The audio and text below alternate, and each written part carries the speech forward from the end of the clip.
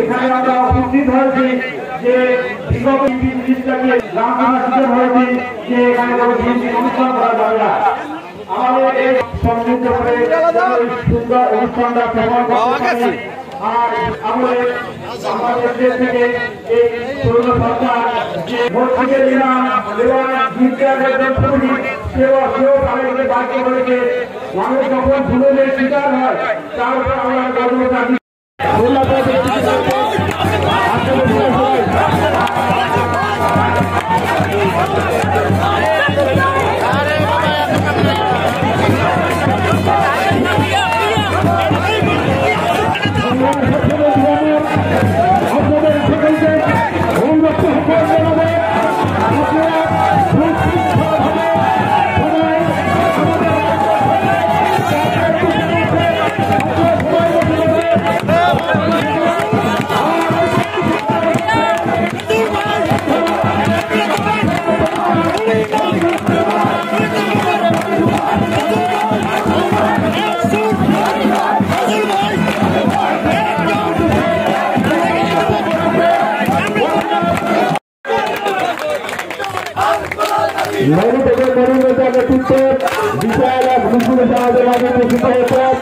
আমরা মিছিল সহায়ক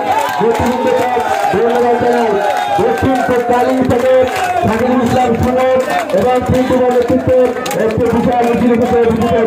সকলকে একটি বিশাল মিছিল এসেছে, আমরা সকলকে ধন্যবাদ জানাই।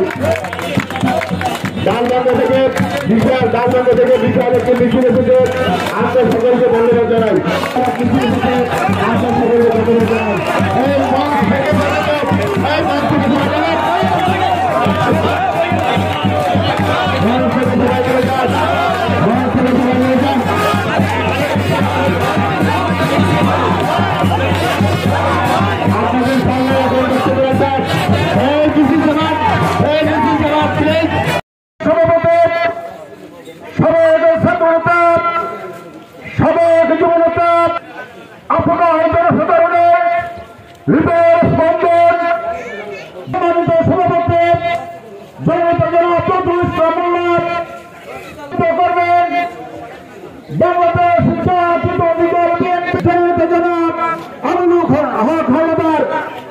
সংগ্রামী বক্তব্য রাখবেন 7 নং ধনুয়া ইউনিয়নের মোহাম্মদ হাফিজুর রহমান।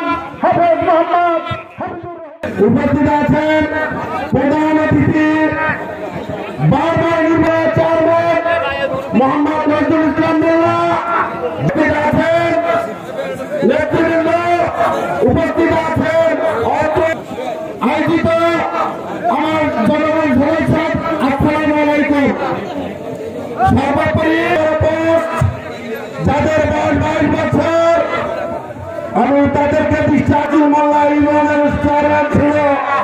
অবসান হয়েছে গেল 5ই আগস্টে ছাত্র জনতা এবং দীর্ঘদিন নির্যাতিত রাজপথের নির্যাতিত দল বিএনপি বহু নির্যাতন সহ্য করে 5ই আগস্ট এই ফেসিবাদের বিদায় দিয়েছে। আজকে বাংলা সারা দেশে একটা শান্তিপূর্ণ একটা আবহাওয়া তৈরি হয়েছে, একটা গণতান্ত্রিক পরিবেশ তৈরি হয়েছে। এখানে আমি মনে করি আমি এই ঢলুয়া ইউনিয়নে দীর্ঘ প্রায় 18 বছর একটানা চেয়ারম্যান ছিলাম। এই সব জনপদ অত্যন্ত অনুন্নত, এখানে রাস্তাঘাট ব্রিজ কালভার্ট কোনো সম্পূর্ণ একটা অনুন্নত জনপদ। এই জনপদের কোনো উন্নয়ন হয় নাই। তা আমি যেহেতু 2018 সালে প্রাথমিকভাবে বাংলাদেশ জাতীয়তাবাদী দল থেকে মনোনয়ন পেয়েছিলাম, সেই কারণে আমি আশাবাদী যে আগামী নির্বাচনে দল আমাকে এই আসন থেকে মনোনয়ন দেবে। এবং সেই কারণে আমি আমার ইউনিয়ন এই ঢলু ইউনিয়ন প্রায় 50,000 লোকের এখানে বসবাস, প্রায় 28 থেকে 30,000 ভোটার এই ইউনিয়নে রয়েছে। আমি এই লোকজনের সাথে এই সর্বপ্রথম আমার এই মত বিনিময় সভা এবং পরবর্তী নির্বাচনে আমাদের করণীয় এবং ইউনিয়নের মানুষ কিভাবে আমাকে সহযোগিতা করতে পারে, এই কারণে আজকে এই মত বিনিময় সভার এখানে আয়োজন করা।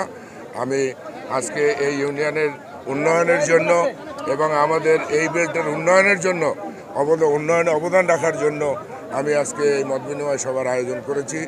এবং আপনারা দেখেছেন এখানে হাজার হাজার লোকের যে স্বতঃস্ফূর্ত এখানে উপস্থিতি, এতেই প্রমাণ করে আমাদের কতখানি দলের জনপ্রিয়তা আছে, আমাদের কতখানি দলের মধ্যে গ্রহণযোগ্যতা রয়েছে। তৃণমূলের নেতাকর্মীদের মানে স্বতঃস্ফূর্ত করতে বা একাত্রিত করার ক্ষেত্রে এই পুনর্মিলনী বলে দেন। তৃণমূল নেতাকর্মীদের একত্রিত করার জন্য এই পুনর্মিলনী।